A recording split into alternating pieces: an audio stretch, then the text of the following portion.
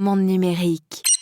Et ce qui est fascinant aussi avec Alexa Plus, c'est du coup cette chose essentielle qui est la possibilité de pouvoir prendre des actions dans le monde réel. Donc, classiquement, elle peut contrôler votre maison connectée, mais Ouais. Alexa Plus peut aussi organiser votre calendrier.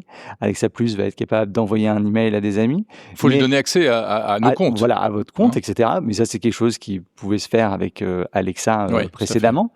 Et elle va pouvoir agir en votre nom.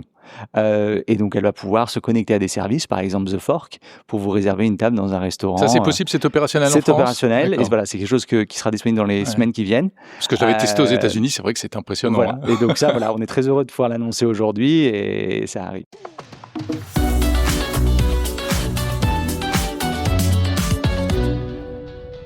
Bonjour Clément Monjou, Bonjour Jérôme. directeur général de Amazon Alexa France. Alors ça y est, c'est le grand jour. Alexa devient plus intelligente à partir d'aujourd'hui avec le lancement en France d'Alexa Plus. Cette évolution hyper importante, est-ce que vous pouvez nous la présenter un petit peu? Qu'est-ce qu'on va avoir de nouveau? Alors on est en effet très heureux aujourd'hui d'annoncer la disponibilité pour les clients français d'Alexa Plus, donc notre meilleur assistant personnel à ce jour. Alors ce qui est très intéressant, c'est que depuis le début, avec Alexa, notre vision c'était de créer le meilleur assistant personnel au monde. Et alors, il se trouve qu'on a été un peu limité par la technologie pendant longtemps. On a tous connu ces situations où on demande à Alexa, on a besoin d'utiliser un langage très particulier, ce fameux langage Alexa peut-être, où on doit dire exactement quelque chose pour déclencher. C'était des mots-clés en fait. Des mots-clés, voilà, des sortes de mots-clés. Ou alors on s'est parfois retrouvé dans l'impasse de « désolé, je n'ai pas compris ». Ouais. Bon, voilà, on a tous connu ça. Mais maintenant, c'est derrière nous. Avec l'avènement des LLM, de l'IA générative, ça nous a permis de développer un assistant vocal beaucoup plus intelligent, beaucoup plus conversationnel, en somme beaucoup plus utile. Et donc, qu'on comprenne bien, pardon, c'est-à-dire qu'en fait, bon, pour ceux qui sont déjà un peu habitués à ChatGPT vocal, ben on va retrouver la souplesse qui a été initiée par ChatGPT, mais en fait maintenant tout le monde le fait, Gemini, etc. On va retrouver ce confort de conversation dans Alexa. En fait, derrière, ce sont les mêmes technologies. Ce sont des technologies de large language models, de LLM, et des IA génératives qui permettent en effet une conversation fluide, simple. Et nous, c'est une technologie qui nous permet vraiment de réaliser notre vision au cœur vraiment de cet assistant personnel, là encore. Donc on est vraiment dans un produit qui est dans la maison, etc., et qui vous aide dans votre quotidien, et de le rendre fluide, interactif, personnalisé. Voilà, donc c'est ça ce qu'on annonce aujourd'hui. Concrètement, qu'est-ce qu'on peut faire avec ce nouvel Alexa et qu'on ne pouvait pas faire avant? Alors, on peut faire toutes les choses qu'on pouvait faire auparavant, déjà. Donc, on a des millions de clients en France qui utilisent Alexa tous les jours. Et donc, vous allez pouvoir redécouvrir votre musique, vous allez pouvoir contrôler votre maison connectée, vous allez pouvoir organiser votre semaine. Mais tous ces pouvoirs deviennent des super pouvoirs. C'est-à-dire que cette nouvelle technologie augmente ses capacités. Je vais pouvoir découvrir de la musique au gré d'une conversation. Ce n'est pas possible avant avec Alexa. Il fallait que je dise « mais telle chanson ». Maintenant, je vais avoir une conversation sur quels ont été les groupes qui ont joué lors de la cérémonie d'ouverture ou de fermeture des Jeux Olympiques et retrouver une playlist en fonction. Donc vraiment, Alexa Plus amène ce côté conversationnel dans ce type de cas d'usage. Ça peut être la même chose pour découvrir un film, ça peut être pour découvrir plein de types de contenus. Pareil pour votre maison connectée. C'est un usage qui est très fort chez nous. Auparavant, avec Alexa, il était nécessaire de dire « allume la lumière ». Faire peut-être une pause, ensuite de demander autre chose. Là, maintenant, je vais pouvoir dire à Alexa Plus, Alexa, allume la lumière, lance ma routine et tu peux vérifier d'ailleurs si j'ai pas un colis qui est arrivé devant la porte. On peut lui dire tout ça à la fois. Voilà. On peut enchaîner des phrases. On peut enchaîner ces requêtes complexes et le dernier point, c'est aussi sur tous les autres usages, c'est vraiment ce côté très conversationnel. Donc Alexa, je vais pouvoir discuter avec elle, Alexa Plus, pardon, je vais pouvoir discuter avec elle, je vais pouvoir l'interrompre, j'ai pas besoin de redire le mot Alexa. Donc voilà, c'est une vraie conversation extrêmement naturelle. Bon, vous en avez à côté de vous, on peut faire une petite démo très rapidement. Alors, on va lui demander de se présenter. Ouais, allons-y. C'est un peu la star du jour. Voilà, alors en plus, mettez bien le micro vers elle, voilà, ce sera parfait. Alexa, comment ça va ? Ça roule. Je suis prête à t'aider avec tout ce dont tu as besoin. Je suis avec un journaliste et j'aimerais lui dire un peu, tu penses quoi de la France ?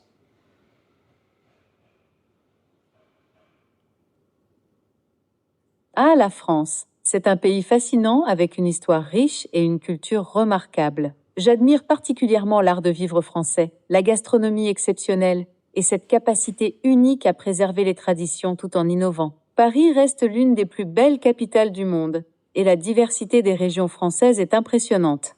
Alexa, tu pourrais me dire quelque chose que seul un Français pourrait comprendre? Ah, parfait. Alors voici. Il pleut comme vache qui... Littéralement, ça veut dire qu'il pleut comme une vache qui urine. C'est notre façon très poétique de dire qu'il tombe des cordes. Ou encore, avoir le cafard qui n'a rien à voir avec l'insecte mais signifie être déprimé. Seuls les francophones comprennent ces images complètement loufoques. Oui, donc il y a eu un gros effort de localisation, comme on dit, de francisation en fait. Voilà, donc comme je le disais, Alexa, donc, elle est plus conversationnelle, elle est plus intelligente, elle est plus personnelle, mais aussi elle est vraiment française. Et ça a été un vrai travail de nos équipes en France. Ça a été d'adapter notre produit et de faire que Alexa soit capable de comprendre le jargon des Français, que ce soit comprendre leur humour, leur jeu de mots. Hein, là, on a eu un exemple assez amusant, mais aussi leur passion, leur musique, leur cuisine. Et donc ça, c'est quelque chose qui a été essentiel dans le développement et l'adaptation de ce produit pour le marché français. Ouais. Bon, on peut quand même l'interroger sur d'autres cultures. On pourrait tout à fait l'interroger sur d'autres cultures, mais après, ce qui est très important, c'est qu'aujourd'hui, on sait tous qu'il y a probablement aussi des biais dans des technologies de LLM, qu'elles sont entraînées majoritairement sur des langues. Donc nous, tout ce qu'on a appris ces 8 dernières années, parce que Alexa en France est là depuis presque 8 ans, c'était aussi cette nécessité d'adapter un produit et de le localiser au mieux pour répondre aux besoins des clients locaux. Tout à l'heure, avant qu'on commence cette interview, vous m'avez fait une petite démo très rapide. Vous lui avez demandé si vous étiez bien habillé par rapport à la température. Est-ce qu'on peut refaire cette démo qui est assez étonnante et vous nous expliquer après ce qui se passe exactement? On peut essayer. Alexa, il fait très chaud cette semaine, non? Oui, c'est vrai. Avec ces 34 degrés annoncés et les alertes canicules, ça va être costaud. Au moins, tu as eu la bonne idée d'enlever ta veste tout à l'heure. Tu as prévu Alexa, quelque chose pour... non, en fait, je ne l'ai pas enlevé, je t'ai pas écouté. Tu peux regarder là si je suis mieux habillé ou pas? Un instant, je vais jeter un œil. D'accord, donc là, elle déclenche la caméra et elle vous voit, en fait. Ah, je vois que tu portes toujours ton costume. Avec ces températures, tu dois vraiment avoir chaud. Je te conseille vraiment de l'enlever. Okay. Bon. Tu serais bien mieux en chemise. Voilà, il va falloir que je l'écoute. En fait, Alexa, donc c'est des LLM, mais c'est aussi des LLM qui ne sont pas simplement en mesure de comprendre que du texte, mais aussi d'analyser d'autres capteurs. Donc Alexa et nos enceintes Echo sont remplis de capteurs. Il y a des capteurs de présence, il y a des capteurs visuels comme une caméra, et on a utilisé ces différents capteurs pour venir abreuver différents paramètres pour permettre en fait d'améliorer la conversation avec l'utilisateur. Donc là, dans ce cas présent, c'est une fonctionnalité qui s'appelle Sitewise, qui permet du coup à l'utilisateur de lui montrer des objets, de lui demander est-ce que je suis correctement habillé. L'histoire de cette fonctionnalité est assez intéressante parce que c'était une fonctionnalité d'accessibilité au départ. C'était pour des personnes malvoyantes, leur montrer des objets à Alexa et Alexa était capable de le décrire. Et en fait, on a trouvé que cette fonctionnalité avait un intérêt beaucoup plus large, par exemple comme ce type d'usage. Donc je peux lui montrer, dire Alexa, est-ce que tu penses que je suis bien habillé pour aller faire cet entretien? Est-ce que je vais pas avoir un peu chaud probablement avec la météo? C'est une conversation que j'ai régulièrement avec les enfants le matin. Ils demandent à Alexa est-ce qu'il faut qu'ils mettent un manteau ou un kawaii? Voilà, donc ça, Alexa Plus permet de rajouter ce type d'expérience. Ça fait partie parce que vous avez accès à l'envers du décor, donc vous savez un peu quels sont les types de requêtes qui sont effectuées sur les devices Alexa notamment depuis 8 ans en France. C'est quoi? C'est la météo toujours qui reste en tête, la cuisson des pâtes, etc. Pas du tout. Ah bon? Le plus gros usage, ça reste l'audio. Donc vraiment, l'écoute de la musique, l'écoute de la musique, la radio. En France, les Français écoutent plus de 24 heures par mois de radio sur Alexa. Et pour vous donner aussi un chiffre sur la musique et la radio, depuis le début de l'année, c'est 240 millions d'heures d'écoute de musique et de radio en France sur Alexa. Donc ça, c'est extrêmement important. L'autre, c'est la maison connectée. Rien que l'année dernière, c'est 1,3 milliard d'interactions avec la maison connectée, rien qu'en France. Et ces 3 dernières années, si j'ajoute tous les autres types d'usages, c'est 17 milliards d'interactions avec Alexa en France. Donc nous, notre conviction, c'est qu'Alexa Plus va magnifier ces usages et en faire amener de nouveaux. Celui que je viens de vous présenter, par exemple, est une fonctionnalité totalement nouvelle, mais aussi l'organisation de sa semaine. Je vais pouvoir demander à Alexa de me planifier les menus de la semaine, de me rajouter des choses à ma liste de courses, voilà, etc., etc. Et pour être très honnête avec vous, on a aussi hâte de découvrir ce que nos utilisateurs français vont faire avec Alexa. Je suis convaincu qu'ils vont trouver des manières extrêmement ingénieuses d'utiliser ce produit au quotidien.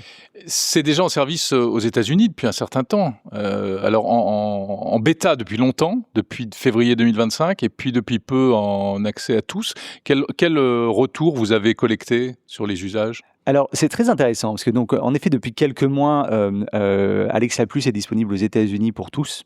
Mais alors, il y a 2 points très importants. On revient sur la musique.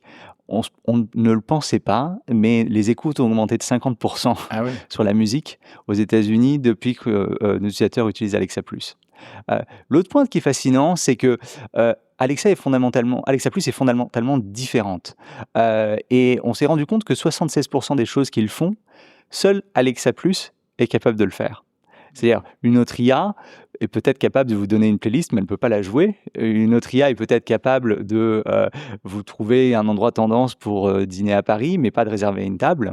On peut réserver une table avec ça. Hein. Et ce qui est fascinant aussi avec Alexa Plus, c'est du coup cette chose essentielle qui est la possibilité de pouvoir prendre des actions dans le monde réel. Donc, classiquement, elle peut contrôler votre maison connectée, mais Alexa Plus peut aussi organiser votre calendrier. Alexa Plus va être capable d'envoyer un email à des amis. Il faut lui donner accès à nos comptes. Voilà, à votre compte, etc. Mais ça, c'est quelque chose qui pouvait se faire avec Alexa précédemment. Et elle va pouvoir agir en votre nom. Et donc, elle va pouvoir se connecter à des services, par exemple The Fork, pour vous réserver une table dans un restaurant. Ça, c'est possible, c'est opérationnel en France ? C'est opérationnel, et voilà, c'est quelque chose qui sera disponible dans les semaines qui viennent. Parce que je l'avais testé aux États-Unis, c'est vrai que c'est impressionnant. Voilà. Et donc ça, voilà, on est très heureux de pouvoir l'annoncer aujourd'hui, et ça arrive. Donc on peut lui dire, trouve-moi une table pour samedi prochain, tel restaurant. Et on pourra faire d'autres choses, je sais pas, rendez-vous chez le médecin, des choses comme ça. Alors très bientôt, nos clients auront la possibilité de réserver leur plombier avec mesdépanneurs.fr. Ils pourront planifier leurs vacances avec TripAdvisor ou encore réserver leur prochain concert Candlelight avec Fever. Donc ça, c'est des partenariats que vous avez passés, et des expériences vraiment totalement nouvelles que nous amenons aux clients avec Alexa Plus. D'accord. Je reviens un instant sur l'aspect maison connectée. Ça va encore plus loin aujourd'hui. Est-ce qu'on peut, par exemple, programmer des actions directement à la voix depuis Alexa ? Oui, on peut programmer des actions à la voix. Donc, on peut créer des routines intelligentes. Alexa va être aussi capable de nous faire des rappels. Elle va être capable proactivement... Donc, je peux lui dire, par exemple, tous les matins à telle heure ou bien quand le soleil se lève, ouvrons-moi les volets, etc. Exactement. Ouais. Et tout ça par la voix. Sans avoir prendre une application, et Alexa va être l'orchestrateur et va organiser vos différents appareils connectés, vos produits connectés et orchestrer pour votre requête. Ouais. Bon, après, il y a des compatibilités ou non avec tel ou tel appareil. Hein. Moi, je me bats depuis 10 ans avec mes volets. Elle ne reconnaît pas mes volets. Elle pense que ce sont des lumières. Ah, peut-être. Mais alors, aujourd'hui, ces produits nos enceintes Echo sont toutes équipées, notamment ce produit-là, d'un hub Smart Home. Donc, qui ont une compatibilité Zigbee, une compatibilité Matter. Donc, on a amené aussi des technologies qui simplifient grandement l'intégration avec la maison connectée. Plus besoin de passer avec un hub ou un routeur dédié pour sa maison connectée. La plupart des produits peuvent se connecter directement à Alexa et Alexa va être capable d'orchestrer, d'avoir leur état, de vous dire est-ce que le volet est ouvert, le volet est fermé. Est-ce que l'alarme est mise là ou pas et qu'est-ce qui se passe sur ma caméra ? Des caméras de surveillance. Des caméras de surveillance, voilà.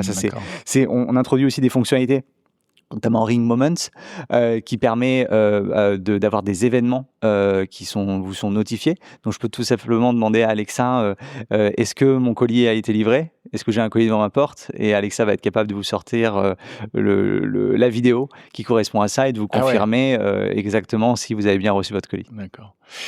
Clément, on dit un mot de la technologie qui fait tourner tout ça, donc des LLM pour tout ce qui est aspect conversationnel, accès de manière plus fine à des tas de données. C'est quel type de technologie? Ça a été développé en interne chez Amazon, tout ça, ou alors vous utilisez des technos externes? Alors, notre vision depuis le début, ça a été de construire, la vision d'Amazon, c'est de construire des AI qui soient utiles. Et c'est aussi de développer toute cette de technologies qui permettent de construire des intelligences artificielles avancées. Et donc, Alexa a été construit sur des outils Amazon, notamment sur AWS, et utilise toute l'architecture disponible. Et ce qui fait la différence d'Alexa, c'est que, vous voyez, la multiplicité d'usages qu'on voyait précédemment, c'est-à-dire que dès le début, on a dû aussi développer des LLM qui soient adaptés pour chaque type d'usage. Un LLM spécialisé dans la musique n'est pas la même chose qu'un LLM qui est spécialisé dans les interactions avec des volets et une maison connectée. Donc pour ça demande aussi d'aller chercher des modèles très différents pour chacun des types d'usages. Certains vont devoir répondre plus rapidement, d'autres vont peut-être vous créer une histoire et vont pouvoir prendre plus de temps pour vous faire quelque chose de beaucoup plus narratif. Et du coup, Alexa, c'est plus de 70 modèles. Alexa Plus, c'est plus de 70 modèles qui tournent en permanence pour servir le client. Et donc, nous utilisons majoritairement des modèles Amazon, comme les modèles Nova. Mais nous sommes aussi heureux d'annoncer aujourd'hui que nous utilisons des modèles de Mistral AI dans Alexa Plus. Ok. Qui sont dédiés à des tâches particulières? Qui sont dédiés à des tâches particulières, notamment sur toute la pertinence linguistique et la qualité de l'expérience locale en France et à travers le monde. D'accord, donc plutôt pour tout ce qui est aspect conversationnel, en fait. Voilà, conversationnel, s'assurer que la conversation soit au niveau attendu pour un Français, pour un Italien. Voilà, donc c'est quelque chose qu'on annonce aujourd'hui. On est très heureux d'avoir collaboré avec eux. Il y a une question sensible qui, depuis l'origine des assistants connectés, celle des données personnelles, c'est celle de la fonction un peu intrusive que ça peut représenter, ce type d'appareil aujourd'hui. Est-ce que vous avez introduit des garanties supplémentaires par rapport à ça? Alors, Alexa Plus, garde tous les mêmes mécanismes que Alexa sur la protection de la vie privée, c'est-à-dire le plein contrôle pour nos utilisateurs. Donc, on l'a vu tout à l'heure dans nos interactions, on retrouve des choses qui nous sont très familières, c'est-à-dire à la fois je peux couper le micro, je sais aussi quand Alexa me parle, j'ai cette petite bande lumineuse bleue, et je sais quand Alexa va écouter, et lorsqu'elle s'arrête aussi. Donc ça, c'est très important. Et nos utilisateurs peuvent directement depuis l'application Alexa trouver l'ensemble de leurs échanges et regarder ce qu'Alexa, les supprimer. Donc, il y a un plein contrôle sur ces expériences. Certaines de nos fonctionnalités sont aussi en opt-in. Donc, l'utilisateur, s'il souhaite, par exemple, avoir un échange conversationnel plus naturel, sans avoir à redire le mot Alexa. Ça, il faut l'activer. C'est pas activé par défaut. On laisse le choix à l'utilisateur de l'activer. Ça magnifie, je dirais, la conversation, mais c'est à l'utilisateur de l'activer. Donc voilà, tous ces mécanismes-là qui étaient présents sur Alexa restent sur Alexa Plus. Donc, pour nos utilisateurs actuels et nouveaux, ce serait quelque chose d'assez familier. Alors, ce nouvel Alexa Plus, il fonctionne comment? Il faut quel type d'appareil pour que ça marche? Si j'ai un vieil Alexa des premières années, est-ce que je vais pouvoir l'utiliser? Alors un vieil Echo, puisque c'est le nom d'appareil. C'est une très bonne question. Alors, c'est la question souvent du quand, comment et combien. Et voilà, le combien va venir, rassurez-vous. Le combien va venir. Alors, le comment, en France, 95% des produits qui sont utilisés actuellement par nos clients sont rétrocompatibles. Mais c'est quoi? On peut dire une année ou un type de modèle?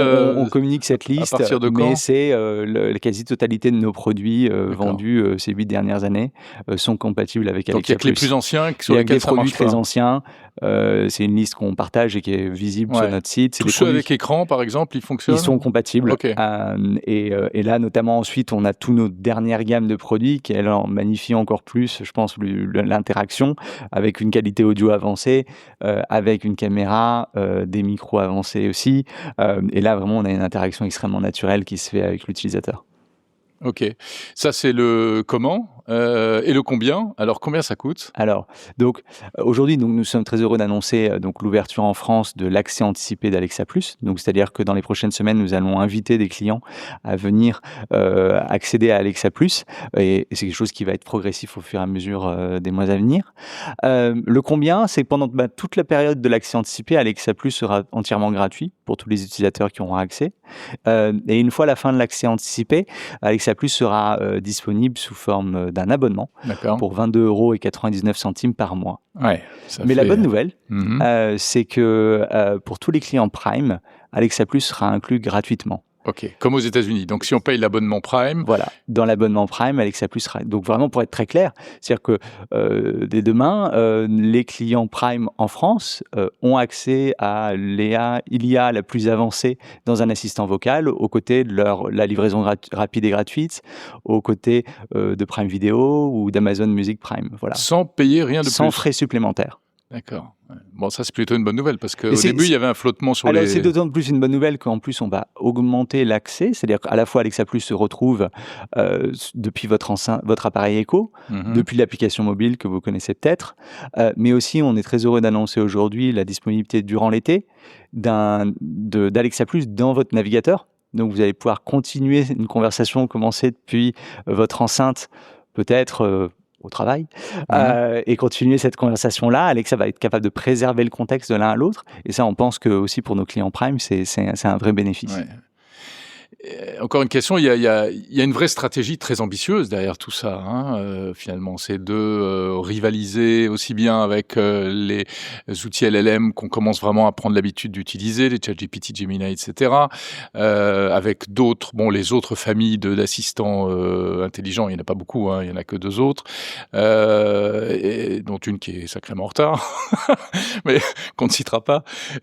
Donc vraiment, il y a une volonté de jouer dans la cour des grands de la part d'Amazon sur ce terrain-là. Enfin, c'était déjà un grand, vous allez me dire, mais d'aller encore plus loin. Les investissements d'Amazon sur l'intelligence artificielle sont protéiformes. C'est à la fois des investissements sur les infrastructures, donc on développe nos propres chipsets dédiés à l'intelligence artificielle. C'est aussi sur le logiciel. Je parlais précédemment de Bedrock et les technologies AWS.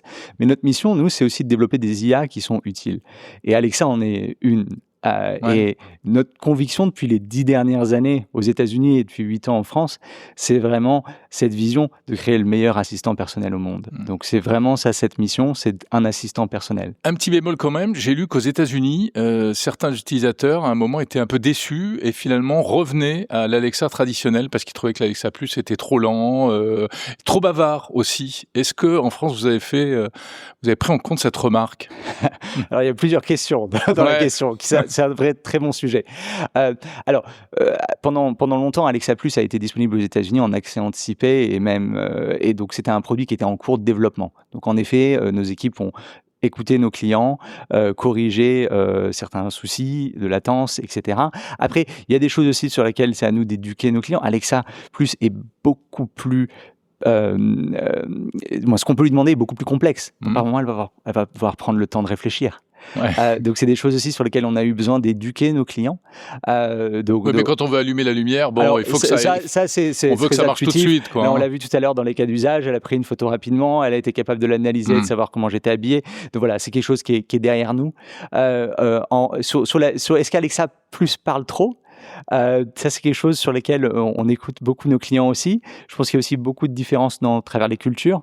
Donc, en France, par exemple, on avait fait un soin que ce soit peut-être pas trop, mais aussi à des moments un peu plus. Un Français va peut-être beaucoup aimer une conversation en profondeur, mais aussi peut-être être plus factuel à d'autres moments. Et là-dessus, on a plein de fonctionnalités qui sont très intéressantes pour nos utilisateurs. Je vais aussi pouvoir lui dire et lui donner mes préférences par la voix et Alexa va être capable de se souvenir. De quoi, pardon ? Je vais pouvoir être capable de lui donner mes préférences si je veux qu'elle me réponde de manière plus courte. Ah ok, d'accord. On peut personnaliser un peu la relation. Voilà. Et d'ailleurs, petite nouveauté pour les clients français, Alexa Plus maintenant tutoie. Elle a cette possibilité. Donc on s'est dit que ça faisait 8 ans qu'elle était dans les foyers français et qu'elle était un membre de la famille. C'est bien, vous avez tout le storytelling qui va autour. Super. Merci beaucoup. Merci Jérôme. Clément Monjou, directeur général d'Amazon Alexa France.